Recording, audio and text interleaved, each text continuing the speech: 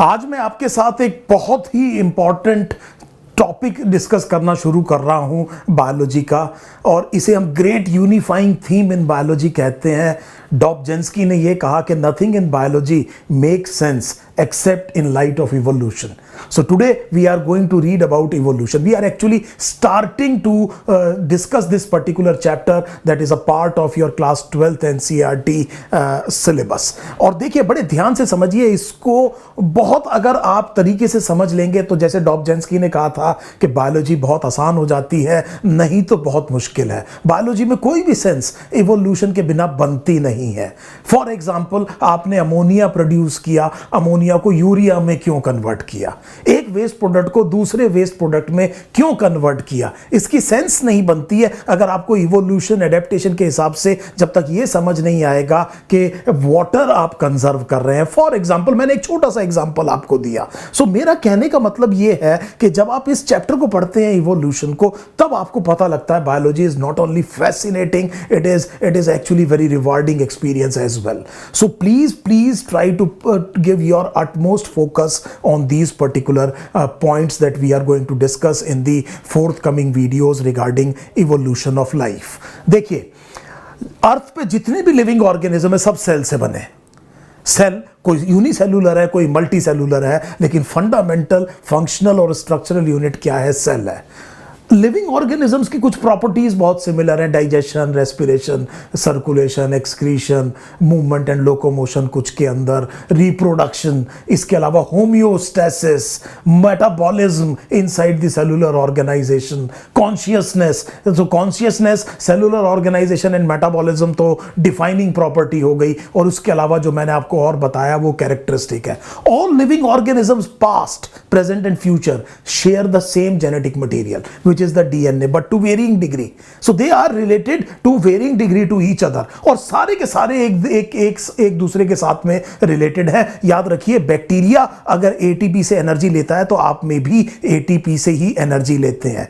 आप देखिए molecular biology में आपने ये देखा कि राइबोसोमल आरएनए जो राइबोजाइम्स हैं वो बेसिक लाइफ प्रोसेसेस जैसे पेप्टाइड बॉन्ड फॉर्मेशन आज भी कैरी कर रहा है। So protein something of first importance, pro का मतलब होता है फर्स्ट। इस तरह का बायोमोलिक्यूल जो सबसे ज्यादा इंपॉर्टेंट है, आज भी जो पेप्टाइड बॉन्ड बनता है वो नॉर्मल एंजाइम कैटालाइज नहीं कर रहा, राइबोजाइम कर रहा है। सो इस तरह की जब हम चीजें देखते हैं देन वी आर फैसिनेटेड। तब हमारे दिमाग में आता है कि हम डाइवर्सिटी देख रहे हैं कि डाइवर्सिटी में यूनिटी देख रहे हैं। से फॉर एग्जांपल जैसे मैं आपसे एक क्वेश्चन पूछता हूं, अगर कोई एलियन अर्थ पे आ जाए, मैंने पहले भी इसको डिस्कस किया है, तो सबसे पहली जो चीज उसको बहुत ज्यादा एस्टॉनिशिंग दिखेगी वो होगी यहां पर वैरायटी, यहां पर जो डाइवर्सिटी है लिविंग ऑर्गेनिज्म की। हम डिस्कस कर चुके हैं 1.7 मिलियन से 1.8 million species are known and described की बात कर रहा हूं। Estimate is that this can be between 8 million to 10 million, anything between 8 million to 10 million. और आप ये सोचिए कि जब से लाइफ है तब से एक्सटिंक्शंस भी होते जा रहे हैं और नई स्पीसीज भी बनती जा रही हैं। Now can you imagine the amount of diversity that we are talking about? Every possible niche has been occupied by a living organism. हर एक ट्रॉफिक लेवल पर कोई ना कोई ऑर्गेनिज्म जो बहुत परफेक्टली अडेप्टेड है, वहां पर वो क्या कर रहा है? सर्वाइव कर रहा है। हम देखते हैं कि बहुत पॉइजनस प्लांट्स हैं, लेकिन कुछ कैटरपिलर्स ऐसे हैं जो उस पॉइजन को किसी तरह से अपनी बॉडी में नुकसान नहीं करने देते, वो उसके ऊपर भी फीड कर रहे हैं। So these are variety of things, minute से लेकर के बड़े बड़े जाइंट स्क्विड्स तक हमने देखा। 18-20 मीटर तक का क्या हो सकता है? स्क्विड हो सकता है। और एक ऑर्गेनिज्म आपको दिखाई भी नहीं दे रहा है अपनी अनएडेड आई से, जैसे बैक्टीरिया से फॉर एग्जांपल। आर्की बैक्टीरिया ऐसी जगह रह रहा है जहां पर 100 डिग्री सेल्सियस से भी ज्यादा हो सकता है। सो एक्सट्रीम सलाइन कंडीशंस में भी आपको लाइफ मिल जाएगी, बहुत ठंडे इलाके में भी आपको लाइफ मिल जाएगी, बहुत ज्यादा गर्म इलाके में भी मिल जाएगी, ऑल्टीट्यूड पे भी मिल जाएगी, ओशियन की डेप्थ में भी मिल जाएगी, पेड़ पे भी मिल जाएगी, जमीन पर भी मिल जाएगी, मिट्टी को खोदेंगे उसके अंदर भी आपको लाइफ मिल जाएगी। सो क्या हो रहा है ये? What exactly is happening here? This is the fascinating story that we are talking about. और इस फैसिनेटिंग स्टोरी की शुरुआत मैं एक और बहुत फैसिनेटिंग एस्पेक्ट से शुरू कर रहा हूं। This is about origin of life. तो जब मैंने आपसे कहा कि सब सेल से बने, सबके पास बेसिक कैरेक्टरिस्टिक्स हैं, डिफाइनिंग प्रॉपर्टीज हैं, तो इमीडिएटली सबके दिमाग में यह आएगा कि अर्थ पे पहली लाइफ बनी कैसे? सबसे पहली लाइफ कैसे बनी? This is the basic question and that is the question that we are going to confront today in this particular discussion which is origin of life. तो देखिए, पहले ही मैं आपको एक बात बता दूं। पहली चीज तो यह है कि दिस टॉपिक इज मेटाफिजिकल। तो देखिए, मैं शुरुआत ही किसी एक अजीब सी बात से कर रहा हूं। मैं आपसे कह रहा हूं कि ये टॉपिक मेटाफिजिकल है। मेटाफिजिकल कोई चीज ऐसी होती है जिसके बारे में आप पक्के तौर पे कुछ नहीं कह सकते, आपको 100% श्योर नहीं है। आप अवेलेबल एविडेंसेस के हिसाब से ये सोचेंगे कि ऐसा मोस्ट लाइकली हुआ होगा और उसे आप मानेंगे। हो सकता है in the light of further experiments and further studies and further research, जो आज आप सोच रहे हैं वो गलत भी हो सकता है, वो गलत भी हो सकता है। Now this is something very unique in biology. मुझे बताइए कि राइबोसोम सबसे छोटी सेल ऑर्गेनेली है और राइबोसोम का काम है protein synthesis. Ribosome electron microscope से देखा जाता है and let us say that we started seeing the cells with electron microscope in late 1950s and early 1960s। उससे पहले site of photosynthesis, site of protein synthesis क्या बताते होंगे? पता ही नहीं था कि राइबोसोम है कि नहीं है। फिर दिखने लग गया, फिर आपने कहा अरे ये क्या हो गया, इसका मतलब ये होना चाहिए। सो हमेशा नए नए एविडेंसेस हमारे सामने आ रहे हैं। आप देखिए, आपने जेनेटिक्स पढ़ी है, 50%, आपकी किताब कहती है 50% जीन्स का फंक्शन हमें नहीं पता। सो जिस टाइम ये किताब लिखी थी और अब तक उनमें से कई जीन्स का फंक्शन हमें पता चल चुका है। So it is an advancing science and this is what makes biology very fascinating. तो जब आप इवोल्यूशन पढ़ते हैं, ये सारी चीजें पढ़ते हैं, तब आपको समझ में आता है कि दिस इज नाउ ब्यूटीफुल। अब देखिए, इधर देखिए, अब मेटाफिजिकल क्यों कह रहा हूं मैं मेटाफिजिकल? क्योंकि something happened billions of years ago. कोई चीज बिलियंस ऑफ ईयर्स एगो हुई और दोबारा होगी नहीं, एक ही बार हुई। हाउ डू यू नो कि ये ऐसे ही हुई थी? You cannot go back in time.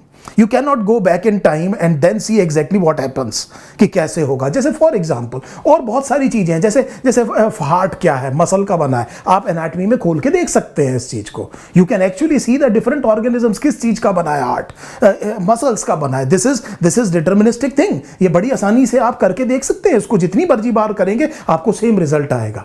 से फॉर एग्जाम्पल बायोकेमिस्ट्री में आपने किसी चीज में कोई और एक केमिकल मिलाया तो जो बनना है वो बनेगा, चाहे जिस मर्जी लैब में कर लीजिए, सेम कंडीशंस में वही काम होगा। आपने कंडीशंस रिप्रोड्यूस की and you are absolutely sure about the result. लेकिन यहां पर मैं इस तरह की एक बात कर रहा हूं जो billions of years ago it happened and it will never happen again. So how do you know? So that is why you will give the best evidence for that particular thing कि ये वो क्या event हुआ जिससे life actually अर्थ पर पहली life क्या हुई, ओरिजिनेट हुई। अब इसके पीछे हिस्टोरिकल देखिए कितनी बढ़िया स्टोरी है, इसको समझने की कोशिश कीजिए। मैं एक पासिंग रेफरेंस दूंगा about divine creation. So divine creation या स्पेशल क्रिएशन कह सकते हैं इसको। तो आप ये कहेंगे स्पेशल क्रिएशन या डिवाइन क्रिएशन या कई बारी क्रिएशनिज्म, इस तरह के शब्द आप इसके लिए इस्तेमाल कर सकते हैं। इस थ्योरी के हिसाब से लाइफ एक ओमनीपोटेंट, ओमनीप्रेजेंट गॉड ने बनाई। So God क्या पुअर इमिटेशन लिविंग फॉर्म्स हैं and they have not change. Once the God created life, it has not change, it has persisted like that only. So ये सब चीजें किसने बनाई? गॉड ने बनाई। सो अब आप बड़े ध्यान से समझिए इस चीज को। मैं एक अजीब सी बात यहां पर कहूंगा, इसको समझने की कोशिश कीजिएगा। देखिए, गॉड ने लाइफ बनाया। अगर आप क्रिश्चियनिटी में देखें, there is a very very strong belief in it. अगर आप इस्लाम और हिंदुइज्म में भी देखें तो भी आपको बहुत से लोग इसके प्रोपोनेंट्स मिल जाएंगे। इसके पीछे एक रिलीजियस सैंक्टिटी है, बहुत से लोग वर्ड के इसको मानते हैं। सो अगर आप विकिपीडिया पे जाकर के, मैं आपको एक सोर्स कोट कर रहा हूं, अगर आप देखेंगे तो जब साइंटिस्ट ने एक सर्वे कंडक्ट किया कि ह्यूमन बीइंग्स जैसे आज दिखते हैं, they have evolved from some other organisms, from some other animal, say for example apes. आप जानते हैं कि ह्यूमंस किससे इवॉल्व हुए? एप से। तो लोगों से यह पूछा गया कि क्या आप मानते हैं कि ह्यूमन बीइंग्स जैसा आज दिख रहा है ये इवोल्यूशन का नतीजा है और ये किसी डिफरेंट ऑर्गेनिज्म से इवॉल्व हुआ है? सो जब आप आइसलैंड का डाटा देखेंगे तो 80% से ज्यादा लोग इस बात को मानते हैं। जापान देखेंगे, उसमें भी काफी ज्यादा लोग मानते हैं। लेकिन मैं आपको एक सरप्राइजिंग रिजल्ट देता हूं which is quoted in Wikipedia, only 40% of American believe in this, केवल 40% ऑफ अमेरिकन इसको बिलीव करते हैं। और एक और डाटा उन्होंने दिया हुआ टर्की का, this is even probably near 30% और सो, केवल 30% लोग मानते हैं। आप अपने घर में देखिए, अपने एल्डर से पूछिए, आप उनसे पूछिए कि आप मानते हैं, आप अपने ग्रैंड पेरेंट्स से पूछिए कि आप मानते हैं भगवान ने लाइफ बनाई, तो वो कहेंगे हाँ। आस्था से आप लड़ाई नहीं कर सकते। सो बड़े ध्यान से मेरी बात सुनिए, अगर आप साइंटिस्ट हैं तो आप क्या कर सकते हैं इस चीज को डिस्प्रूव करने के लिए? आप डिस्प्रूव कीजिए या प्रूव कीजिए एग्जिस्टेंस ऑफ गॉड को। Now that is outside the realm of the science. ये साइंस की रियल्म के बाहर चीज है। इस चीज को ना तो प्रूव किया जा सकता ना डिस्प्रूव किया जा सकता। अब एज अ साइंटिस्ट अगर आप किसी चीज को प्रूव या डिस्प्रूव नहीं कर सकते हैं तो लोग उसको मानेंगे, and then you will not be surprised. आप कुछ भी कहते रहिए, आप कुछ भी कहते रहिए, लोग मानते चले जाएंगे इसको। सो अपने दादा दादी को अगर आप समझाने की कोशिश करेंगे, अगर वो मानते हैं कि भगवान ने लाइफ बनाई है और आप उनसे आर्ग्यूमेंट करने की कोशिश करेंगे, तो मेरा एक बहुत बढ़िया आपको एक सजेशन ये होगा कि सोशल डिस्टेंसिंग से करना, करीब 6 फुट दूर से करना, कहीं उनका हाथ आपके गाल तक ना पहुंच जाए। मेरी बात समझ रहे हैं? सो वो वहां पर आपका साइंटिफिक आर्ग्यूमेंट चलेगा नहीं, because this is outside the realm of science. What can you do? You can not do, people will believe it. लोग मानेंगे इसको, आप कुछ नहीं कर सकते इसका। सो पहली चीज तो मैंने एक पासिंग रेफरेंस आपको दिया, आपको अभी समझ में आ गया होगा कि हम किस तरह के टॉपिक में एंटर करने की कोशिश कर रहे हैं। एक बड़ा इंटरेस्टिंग चीज है, एक थ्योरी को थोड़ा सा मैं डिटेल में बताऊंगा, because disproving this was one of the biggest discoveries, biggest victories, if I may use the word of science. Science की बड़ी विक्ट्रीज में से disproving the spontaneous generation. So कुछ लोग कहते थे कि लाइफ जो है, देखिए spontaneous generation का मतलब ये समझिए कि लिविंग थिंग, ये जो लाइफ है ये ओरिजिनेट हो सकती है नॉन लाइफ से, मतलब नॉन लिविंग चीजों से, और इसका मतलब ओरिजिनेट हो सकती है बिना किसी एग के, बिना किसी से फॉर एग्जाम्पल एनी गैमेट के, एंड इवन बिना किसी पेरेंट के, एंड बिना किसी अपनी ही स्पीसीज जैसे ऑर्गेनिज्म के इन्वॉल्वमेंट के। सो ये लोग कह रहे हैं कि लाइफ क्या है, ये स्पॉन्टेनियसली ओरिजिनेट कर सकती है। सो इसके लिए ना एग, ना गैमेट, ना पेरेंट, ना कोई लिविंग ऑर्गेनिज्म चाहिए। नॉन लिविंग चीज से ये क्या हो सकते हैं, ओरिजिनेट हो सकते हैं, और हो सकते हैं क्या, फ्रीक्वेंटली ओरिजिनेट होते हैं। जैसे ये लोग ये मानते थे कि जो मैगट्स होते हैं, मैगट्स जो है वो फॉर एग्जांपल डेड मीट में आ सकता है। से फिश का डेड मीट, उसमें कौन आ सकते हैं, मैगट्स। मैगट्स जो है वो कुछ जैसे बटरफ्लाइज के जो लार्वा होते हैं, वो जो कीड़े से होते हैं, उनको आप क्या कह सकते हैं, बहुत सारी फ्लाइज के लार्वा को आप क्या कह सकते हैं, मैगट्स कह सकते हैं। सो इसका मतलब इनका बिलीफ ये था कि नॉन लिविंग चीज में कोई एक वाइटल फोर्स है, उसको अगर आपने राइट एनवायरनमेंट प्रोवाइड कर दिया, अगर आपने राइट एनवायरनमेंट प्रोवाइड कर दिया तो क्या होगा कि इससे नॉन लिविंग चीजें बन जाएंगी। लोगों ने सोचा कि डस्ट से फ्लाइज बन सकती हैं, मैगट्स जो है वो डेड फिश से बन सकता है, वगैरह वगैरह, इस तरह की चीज सोचते थे। प्लीज ट्राई टू अंडरस्टैंड, आज से 300-400 साल पहले का टाइम सोचिए, माइक्रोस्कोपी वाज नॉट देयर, और लोगों को माइक्रोब्स दिखते नहीं थे, और एक्चुअली मलेरिया का नाम इसलिए पड़ गया माल एयर कि जब बुरी हवा चलती है तो यह बीमारी होती है। प्लेग को लोग सोचते थे कि पता नहीं ये एक महामारी है, और आप देखिए स्मॉल पॉक्स के लिए एक देवी की पूजा की जाती है इंडिया में। सो इसके पीछे वजह क्या थी? इसके पीछे वजह ये थी, we were not aware of this particular world, microbial world हमें पता ही नहीं था। उसके बाद जब हमें माइक्रोबियल वर्ड पता चला, तब हमें पता चला कि ये माइक्रोब एक्चुअली इस बीमारी को करते हैं, और इस माइक्रोब को अगर हम मार दें तो ये बीमारी रुक जाएगी। This is what is the contribution of the science. Science का ये कंट्रीब्यूशन है। तो स्पॉन्टेनियस जनरेशन के बारे में आपको समझ में आ गया। स्पॉन्टेनियस जनरेशन वाले क्या कह रहे हैं कि लाइफ नॉन लाइफ से ओरिजिनेट हो रही है का मतलब बार बार हो सकती है। और उसके बाद में हमने ये कहा कि नॉन लिविंग चीज में क्या है, एक वाइटल फोर्स है, उसको आपने प्रॉपर एनवायरनमेंट दिया, तो जैसे फॉर एग्जांपल मैगट्स बन गए डेड मीट से। इनमें से किसी भी चीज की जरूरत नहीं है। This is what spontaneous generation people are saying. I hope this thing is absolutely clear. तो देखिए अब इसको थोड़ा सा और डिस्कस करते हैं। सो स्पॉन्टेनियस जनरेशन को थोड़ा सा और डिस्कस करते हैं। So there was a scientist who was named Van Helmont. So scientist का नाम था वैन हेलमोंट। तो इन साइंटिस्ट के बारे में आपने फोटोसिंथेसिस में पढ़ा होगा। सो वैन हेलमोंट ने क्या किया कि उन्होंने ट्विग ली और इस ट्विग को एक पॉट में प्लांट कर दिया।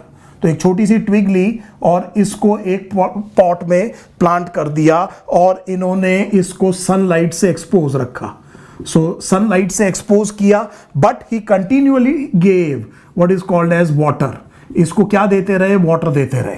सो इसका मतलब आप बड़े आसानी से इस एक्सपेरिमेंटल सेटअप को समझ गए। एक ट्विग को एक पॉट में प्लांट किया और इसको आप वो कैन समझिए जिससे पानी दिया जाता है। आप मेरी ड्राइंग को देख के हंसिएगा नहीं, लेकिन ये कैन जैसी चीज़ है। अब हमने ये कहा कि ये सनलाइट आ रहा है, let me make a sun if you want about this. इस तरह से आपने सन बनाया होगा, सन बना देते हैं सनलाइट में। और उन्होंने क्या देखा कि कुछ दिनों में उन्होंने क्या देखा कि ये इसका मास काफ़ी ज़्यादा इंक्रीज हो गया। मास काफी ज्यादा इंक्रीज हो गया and when he measured the mass of the soil, उसमें उतना ज्यादा सिग्निफिकेंट डिफरेंस नहीं आया था। सॉइल ने, तो उन्होंने कहा कि सॉइल ने इसको कुछ भी कंट्रीब्यूट नहीं किया है, सॉइल ने इसको कुछ भी कंट्रीब्यूट नहीं किया है। लेकिन एरोनियसली उन्होंने ये कहा कि पानी ने किया है। सो देखिए, उन्होंने एरोनियसली ये किया, पानी ने किया। फोटोसिंथेसिस उस टाइम पता नहीं था, कार्बन फिक्सेशन लोगों को पता नहीं था कि किस तरह से इनऑर्गेनिक कार्बन, जो कार्बन डाइऑक्साइड है, वो ग्रीन प्लांट फिक्स करके कार्बोहाइड्रेट बनाते हैं। आपको और मुझे पता है, लेकिन मैं फिर आपको उस टाइम पर लेके जा रहा हूं। ऑब्जेक्टिवली इस क्वेश्चन, इस पर्टिकुलर टॉपिक को पढ़िए कि आप देखिए कि उस टाइम पर किस तरह से इन लोगों ने सोच करके हमारी सोच को डेवलप किया है और साइंस ने कितने मिथ्स को बस्ट किया है। ये चीज आपको प्रैक्टिकल आपको ध्यान में रखनी पड़ेगी। तो ये खैर आपको बात समझ में आ गई। इन्हीं वैन हेलमोंट के हिसाब से स्पॉन्टेनियस जनरेशन होता है।